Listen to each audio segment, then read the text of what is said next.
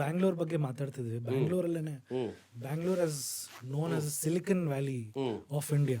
ಬರೀ ಇಂಡಿಯಾ ಅಲ್ಲ, ಇವಾಗ ವರ್ಲ್ಡ್ ವೈಡ್ ದೇಶ ವಿದೇಶಗಳಲ್ಲಿ ಸಿಲಿಕನ್ ವ್ಯಾಲಿ ಅಂದ್ರೆ ಸಡನ್ ಆಗಿ ಒಂದು last 10 years startup industries taken over, MNCs taken over ಅಂತ ಹೇಳಕ್ ಬರಲ್ಲ. As a part of growing India, growing Bharat, startup culture ಬಂದಿದೆ ಬ್ಯಾಂಗ್ಳೂರಲ್ಲಿ.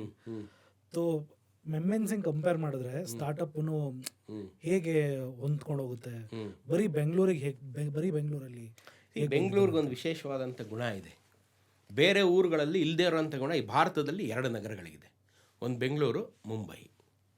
ಆಯಿತಾ? ಈ 2 ನಗರಗಳು ಬೇರೆ ಭಾರತಕ್ಕೆ. ಈ 2 ಸಿಟೀಸೇ ಬೇರೆ. ಬೇರೆ ಸಿಟೀಸ್ ಬೇರೆ.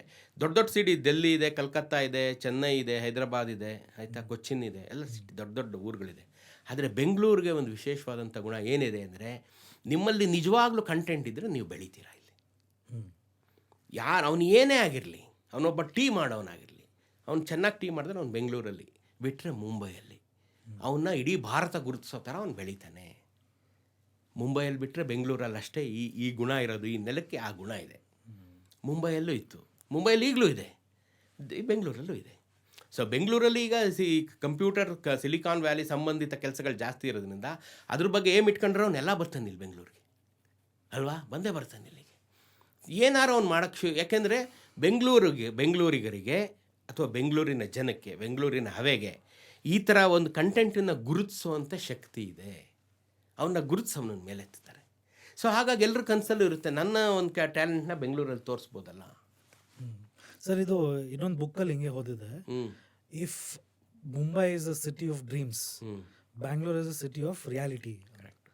ಅದು ಎಷ್ಟು ಯಾಕೆ Mumbai is the city of dreams? ಅದಕ್ಕಿಂತ ಮುಂಚೆ Mumbai is the city of ರಿಯಾಲಿಟಿನೇ ಇತ್ತು. ಯಾಕೆ ಅಂತಂದರೆ ಹತ್ತಿ ಗಿರಣಿಗಳಿತ್ತು ಅಲ್ಲಿ, ನೂರಾರು ಸಾವಿರಾರು.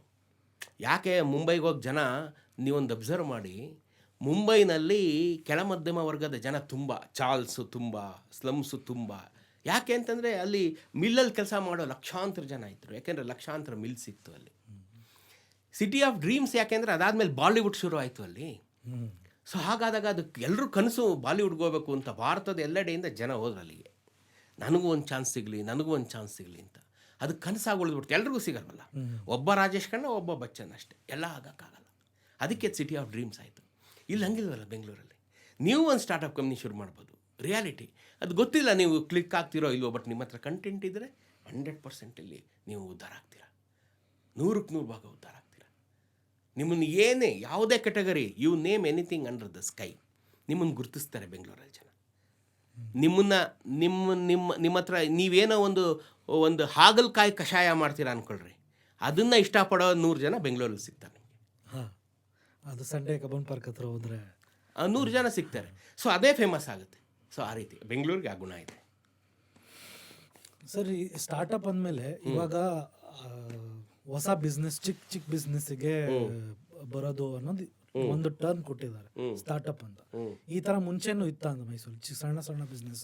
ಮುಂಚೆ ಏನಿತ್ತು, ಮುಂಚೆ ಪ್ರೀ ಇಂಡಿಪೆಂಡೆನ್ಸ್ 100-300 ವರ್ಷನೇ ಹೊಟ್ಟೋಗೋಣ ಹಿಂದೆ ನಮ್ಮ ಕರ್ನಾಟಕ ರಾಜ್ಯದಲ್ಲಿ ಹೇಗಿತ್ತು ಬದುಕು ಅವಾಗ ಅಂತಂದರೆ, ನೀವೇನೇ ಹೊಸದು ಮಾಡ್ತೀನಿ ಅಂತಂದರೂ ಅದು ನೇರವಾಗಿ ರಾಜ್ಯಕ್ಕೆ ತಲುಪಿಬಿಡ್ತಾ ಇತ್ತು.